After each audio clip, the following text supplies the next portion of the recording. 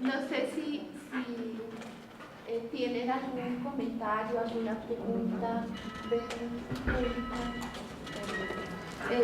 profesora. Sí. Preguntas para ver.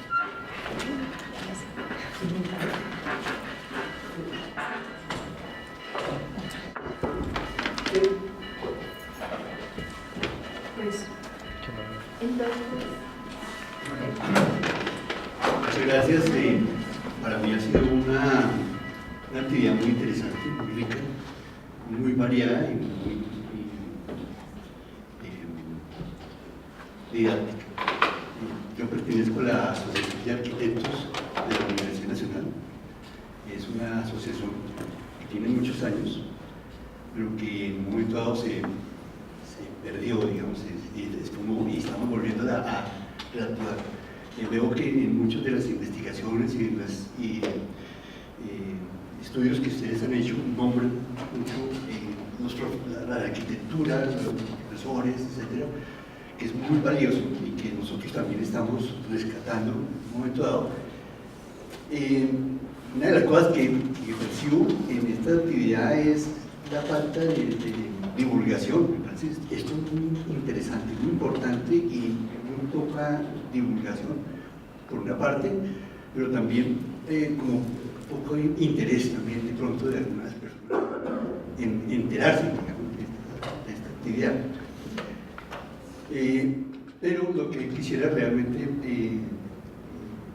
aportar es la posibilidad de utilizar la Asociación de Arquitectos de la Universidad Nacional para complementar, digamos, algunos de los estudios. Nosotros somos 4.000 egresados de arquitectura y pueden en algún momento dado, esa es la idea, poder utilizar toda esa bagaje o todo ese conocimiento y toda esa experiencia de los egresados de la Universidad Nacional. Gracias. Bueno, muchas gracias. Sí, yo quería agradecerles a los profesores que frente a las eventualidades que hemos tenido con la situación de la universidad y el paro y pues todas las actividades afuera que nos están llamando, en todo caso hayamos podido lograr esta mañana que teníamos dudas que se pudiera lograr y poder, digamos, retomar la idea inicial cuando estábamos planeando el efecto con el evento, perdón, con las directoras y el director de los institutos, y era, por una parte, la de darle sentido al nombre de encuentro. Encuentro es que nos encontremos y que por lo menos entre los que estamos sepamos qué está haciendo la otra persona. Y creo que tú misma, Zenaida, ahorita has ido tejiendo cosas a partir de lo que han estado comentando los otros profesores. Y así seguramente que cada uno ha ido como tejiendo y viendo cómo desde el diseño gráfico, cómo desde el cine, cómo desde la mirada de archivos de un tipo, como el del instituto o el archivo fotográfico o lo patrimonial del arquitecto, los métodos, las maneras de acercarse. Eso me parece que es supremamente interesante y que lograría, digamos, hacer unas posibles alianzas más largas o más cortas, pero que permite hacer esos intercambios que siempre nutren mucho. Entonces, digamos que preguntas hay muchas, sabemos que además el tiempo que pusimos se alargó, inicialmente habíamos dicho 10 minutos, para poder tener justamente un espacio más de discusión y de preguntas y más como intercambio entre todos. Sabemos que de los tiempos que cada uno tomó, en todo caso queda muchísimo material que seguramente será interesante profundizar, pero que al menos ya sabe uno en dónde está la fuente. Entonces les agradezco mucho que hayan atendido ese llamado.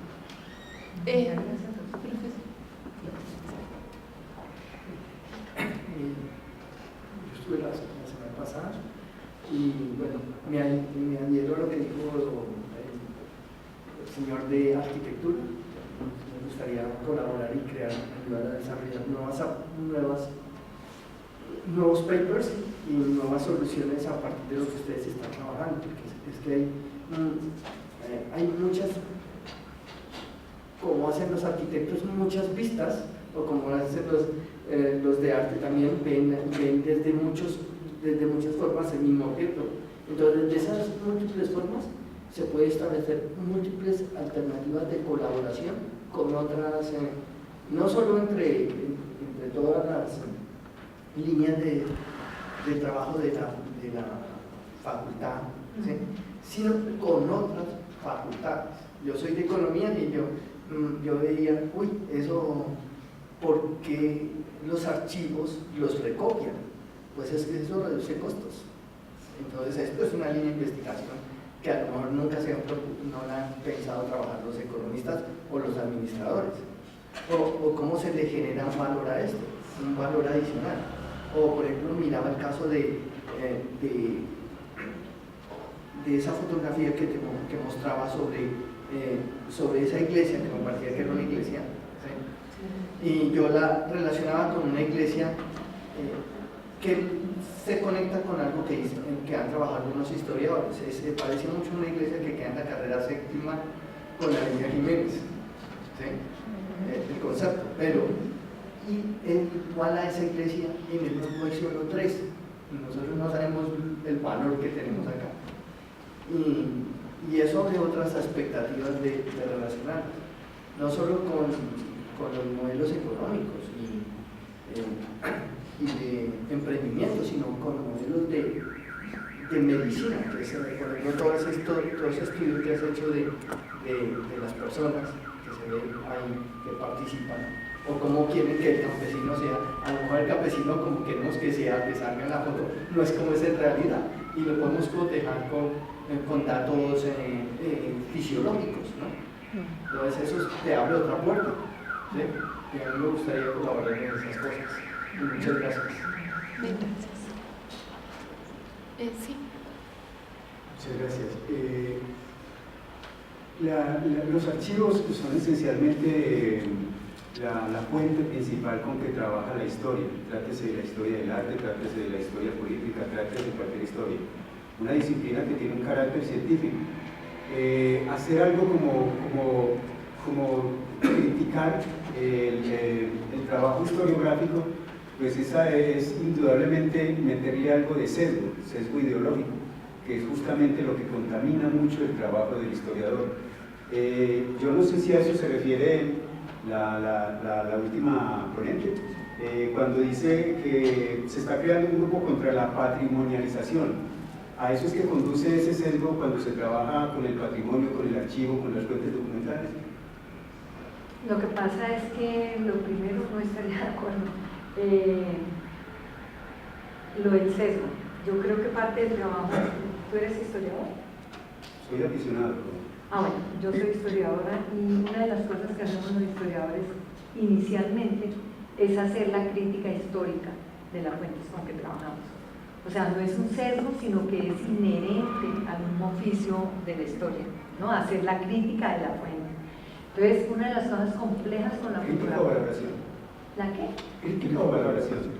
Que la crítica tiene que ver con valoración. Pero una de las cosas claves de la crítica es precisamente poder mirar la misma disciplina que está considerando que algo es una fuente legítima, ¿no?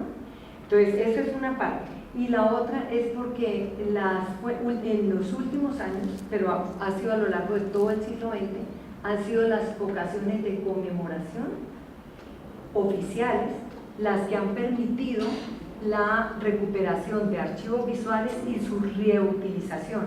Y esas conmemoraciones son muy costosas, son ocasiones muy costosas, o sea, se invierte muchísimo dinero y favorecen la migración tecnológica, o sea, favorecen que un archivo que estaba se pase a otras plataformas tecnológicas.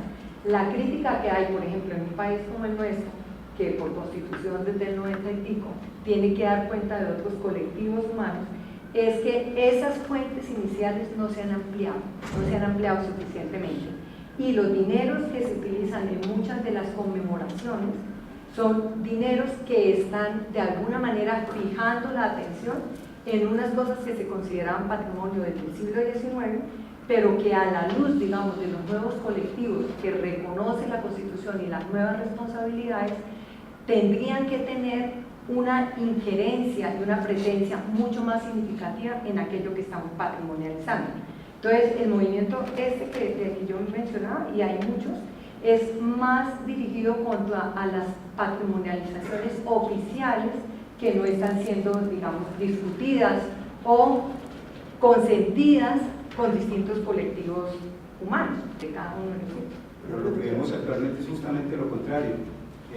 Yo sé, en mi trabajo de investigación he tratado de resaltar el papel que debería jugar la institucionalidad en rescatar esa memoria bicentenaria, para a partir de ahí sacar filones de investigación para artistas, para investigadores, para trabajadores de la cultura. Caso específico, el bicentenario de los bicentenarios de la independencia, que la institucionalidad justamente llamó el bicentenario de las independencias. Entonces ahí está ocurriendo justamente todo lo contrario, se está invisibilizando. Hace poquito se conmemoraron 200 años del fusilamiento de la Pola y sin pena ni gloria. Es que, mejor dicho, esa estatua ahí en el centro de Bogotá, completamente desolada. Es un caso aberrante en el sentido de que es que esa historia no le pertenece a esa institucionalidad ni a esa élite que maneja esa institucionalidad. Esa historia le pertenece a la nación, forma parte de la identidad cultural de la nación, y al mismo tiempo se está violando un mandato constitucional que le obliga al Estado a proteger y promover la identidad cultural de la nación, ¿sí? Entonces estamos llegando a esos extremos justamente por el caso contrario, por hacer justamente todo lo contrario, de relativizar tanto esa ¿cómo es que se dice? Esa historia que ya ni se trabaja sobre ella. Yo tenía una pregunta para el caso específico de la cultura indígena que tú has estado trabajando. Digamos, me quedaba una cierta... Primero quería saber si esas como geometrizaciones que tú dices que has hecho a partir de toda la investigación, ellos las conocen, las distintas comunidades las conocen, y si ellos están de acuerdo o si algo de eso se ha devuelto o no. Esa pregunta me quedaba ahí como en el tintero sobre ese trabajo tuyo. Es que digamos que las conocen algunas personas, digamos con los que yo me he entrevistado, sobre todo en los lugares de origen, pero yo lo que he notado acá es que no hay como un consenso entre ellos mismos. Entonces pueda que unas tejedoras le digan a una, yo encontré en un libro de años 50 una cosa y las tejedoras le tienen otro nombre, inclusive les he entregado a veces copias de esto, y respecto a lo de las geometrizaciones, hay una Vasco, bueno, el profesor Vasco, así del famoso de acá, antropólogo, él en uno de sus libros dice que encontró que él se estaba haciendo los dibujos de los canastos, creo que los Embera Chamí, que es uno de sus estudios, y entonces le dijeron, ¿y usted qué sabe? Le dijo, no, estoy sacando los diseños, y dijo, entonces eso ya no es nada, porque usted está arrancando los diseños del canasto, ¿sí? Entonces es como la visión que ellos tienen, que es muy cosmogónica, y nosotros siempre tratamos de aislar, ¿no? Que es lo que yo he hecho, aislar, o sea, yo sé que eso es así y que pues la manera de abordar la investigación en la gráfica ha sido arrancarle las figuras a los canastos, a las mochilas, pero bueno, es la visión que yo tengo, y que en últimas tampoco estoy muy segura. A mí me dicen, ¿usted ha verificado con toda la comunidad? No, pues sería un estudio gigantesco con muchas personas, y como les digo, no hay como un consenso entre las comunidades. Entonces lo que yo traté era de hacer el trabajo de campo, un trabajo de campo más tranquilo, he verificado cosas, he comprobado otras, he relacionado de formas con el sentido, pero realmente ha sido muy interesante, pero muy difícil.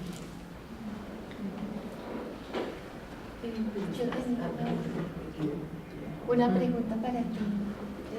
Bueno, me llamaba la atención si de pronto en ese proceso se tuvo o en algún momento surgió la inquietud de cómo se construye la imagen, o sea, porque hay unos procedimientos que son muy propios de ciertas comunidades, no es lo mismo el trazo hacia la izquierda que el trazo hacia la derecha, o el manejo de proporciones de acuerdo pues, al ángulo de visión que puede tener, o el tipo de herramienta que se utiliza, o el mismo pigmento que se utiliza, ¿no? Entonces, ¿cómo se construye la imagen y si se ha hecho un ejercicio sobre eso, por lo menos en una o dos comunidades, porque es algo complejo?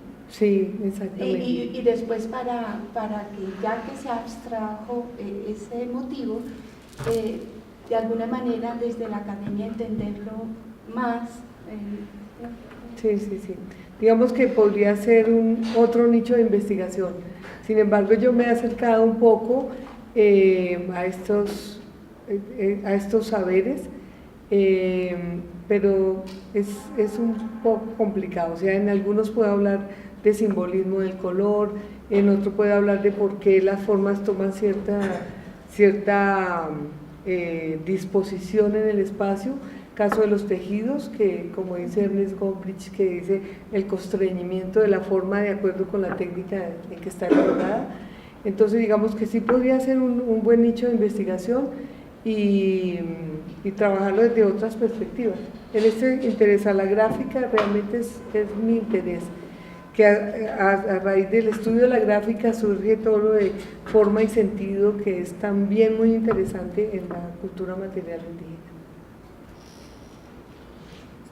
Creo que, no sé si Jaime tiene una pregunta que me comentó. Pues más como un comentario, ¿no? Esta mesa tenía una palabra que era memoria, ¿no? Era memoria. Y pues todos estos trabajos tienen que ver justamente con eso y cómo se construyen. Y todos también muy vinculados con la materialidad. O sea, con el documento, porque una iglesia, un muro es un documento, ¿no? Para el arqueólogo una piedra es un documento, ¿no? Entonces, como el estatus del documento, ¿qué estatus le doy al documento y cómo lo abordo? Pero lo que me llama la atención es cómo se encuentra una singularidad muy local, ¿sí? Como una manera muy, ¿no?, de operar localmente para hacer unas fotografías, para decidir cómo manejo esas fotografías y cómo las manipulo, ¿no? Le voy a quitar esto y esto porque necesito los bananos, ¿cierto? Pero esa no es local. ¿Ah? Esa no es local. ¿Cuál? Esa forma de editar. No, pero la decisión sí es local, del contenido. Bueno, esa sería una pregunta, porque es que esas imágenes, digamos, la manera como se editan esas imágenes, yo veo la misma lógica que viene desde los años 20, que es la fotografía, ¿no? la fotografía publicada en el periódico o el dibujo. O sea, la idealización del campesino no viene de ver el campesino, sino del dibujo. Sí, la fotografía. Y estoy manejando la fotografía como un dibujo. Sí, no, y las imágenes no muestran, o sea, ahí hay una pregunta sobre qué es lo que muestran las imágenes. Exacto. Y hemos discutido mucho, hemos hecho otras ponencias sobre cómo la imagen no muestra, porque normalmente se dice como la imagen muestra y no se señala qué es lo que estamos diciendo que muestra. Y cuando digo que no es local es porque realmente el archivo de Sutatensa o el archivo del ICA o el Inderera, porque eso nos ha llevado a nosotros, tiene unas conexiones económicas, tecnológicas y simbólicas internacionales compartidas en el mismo momento, que tiene que ver con los planes de desarrollo. Entonces la expectativa, por ejemplo, de bananos, o sea, el banano es como el campesino, ¿cuál es el banano aceptado en ese momento? ¿Sí? O sea, cómo se formula la idea de un banano con cierto tipo de abonos, con cierto tamaño. Esa imagen que ponemos ahí está la imagen con la regla que da la escala del banano, el tamaño y el diámetro, ¿sí? Y esos son regulaciones internacionales. Entonces ahí hay sí hay unos consensos, digamos, unas decisiones entre lo local y lo internacional que están moviéndose al mismo tiempo, que es lo que nos interesa documentar. Entonces la segunda parte iba, pues ya la dijo, pero iba a eso, ¿no? Uno puede asumir que, bueno, sí, eso es un archivo fotográfico de una institución, como hay muchos en muchas partes, ¿cierto? Pero ¿cómo es que funciona? Eso está situado, y en el sentido que está situado, pero está en relación con una red mucho más grande, entonces es ver las lógicas de esa red. Es que lo estaba pensando porque Angélica cuando decía, sí, vea, este es el modelo, ¿no? Pero ¿cómo es que ese modelo funciona acá? Y la conclusión está, digamos, la conclusión se saca a partir de la pericia que tengo para interpretar el documento, para acercarme al documento. Y para crearlo casi, la mirada Sí. de quien está... Exacto. Que es lo mismo que es un poco que estamos haciendo nosotros, que es, pues institutos iguales hay en todas partes, sí, pero ¿cómo es que operan y cómo es que operan en esa red? Sí, ¿qué quiere decir ¿Sí? Instituto de Investigaciones ¿Qué quiere en decir? el siglo XX en distintos lugares? En distintos lugares, y eso cómo es que se acomoda y finalmente eso que resulta siendo qué. No es que si es bueno o es malo o no, sino qué es, digamos, que tiene esa pregunta muy básica sobre cómo qué es. Y ese que es tiene que ver con un acto de conocimiento epistemológico de acercarse al documento, que esto puede ser un documento, sí. Pero yo miraba las diapositivas tuyas, sí, te recuerdo la imagen donde está la diapositiva, que hay diapositivas, que hay un carrusel de diapositivas. Y, por ejemplo, la imagen proyectada fue fundamental en el siglo XX para las instituciones educativas y para las instituciones gremiales. O sea, los congresos, las relaciones y demás se hacían persuadiendo a partir de imágenes proyectadas. Yo miraba esas diapositivas que tú tienes y dices, son los mismos equipos, la misma tecnología, los mismos marcos y las mismas formas de persuasión visual, que son las mismas que otras instituciones y que otras en el país y otras instituciones internacionalmente. Que es ahí ¿Qué es lo que pasa, nos pasa a nosotros? Todos usamos PowerPoint. Claro, es eso mismo. Y uno escoge la imagen. No, pero además estamos contratando eso los es servicios, o sea, esa mediación visual en las formas de persuasión de conocimiento. Ahorita hay muchos investigadores que están reparando en eso, como el documento del siglo XX, y no necesariamente sin que se invalide el documento escrito, ¿sí? Sino todos estos documentos visuales. Sí, porque eso forma parte de ese campo que no se ha trabajado tan específicamente, que es el campo institucional, que desde que existe historia, pues ese campo institucional ha existido, ¿no? Y está ahí, y que comparte con lo no institucional, que vive de la misma sociedad, o sea, van paralelos, pero dicen cosas complementarias y diversas, ¿no? Y pues nos da una visión del mundo muy diferente, ¿no? Mañana tenemos, el grupo MONA, que es también un grupo de investigación del Instituto de Investigaciones Estéticas, mañana tiene una charla a las 6 de la tarde con Sergio Trujillo, que fue arquitecto, fotógrafo y diseñador gráfico, sobre la información visual que él generó. Una sorpresa que nos hemos llevado con la maestra María Soledad, que hemos ido 3 o 4 veces a preparar la charla, es que realmente para entender la historia institucional de Colombia, privada y pública, habría que estudiar los archivos que tiene él y otros fotógrafos, porque los archivos son casi 7 casas de archivos, donde están los clientes, están los bocetos, están los storyboards, de todo, está desde Corona hasta Bianca, pasando por la embajada, pasando por Maloca y demás, y son redes de personas como tú, con todo eso, son redes de personas, de saberes, desde el texto, desde lo visual y demás, por si de pronto nos hemos esforzado en poder compartir como el máximo de información, porque se animan a ir. 6 de la tarde. Sí, 6 de la tarde en el Ángela Guzmán, ahí en el Cintur. Mañana, ¿Sí? Sí. Yo siempre que hago así, alguien me dice que está Oye, ya no digo nada. hay una cosa, En el Ángela Guzmán. ¿verdad? Pero vamos a compartir información impresa, que nos interesa mucho eso, poder establecer relaciones. Hay una cosa que yo quisiera comentar y es que la diferencia que hay en trabajos documentales, en fotografías, en textos escritos, con el tipo de trabajo que estoy realizando, y es sobre tradición oral, que puede cambiar, ¿no? De pronto habría que ver si hay algo de reiteración, eso podría ser otro caso, pero realmente es muy difícil. Además, cuando las personas creen que uno llega agresivamente, yo he tratado de ser buena persona y todo, pero ellos lo sienten como una agresión, entonces es más difícil que tener un documento y leerlo, subrayarlo, tomarle fotos, sacar lo que le interesa. Es un poco complicado, pero bueno, yo pienso que puede ser motivación para las mismas comunidades de remirarse y ellos sacar sus propias cosas, ¿no? Sus propios documentos. Sí, ese puede ser un punto bien interesante, que creo que además ocurre, ¿no?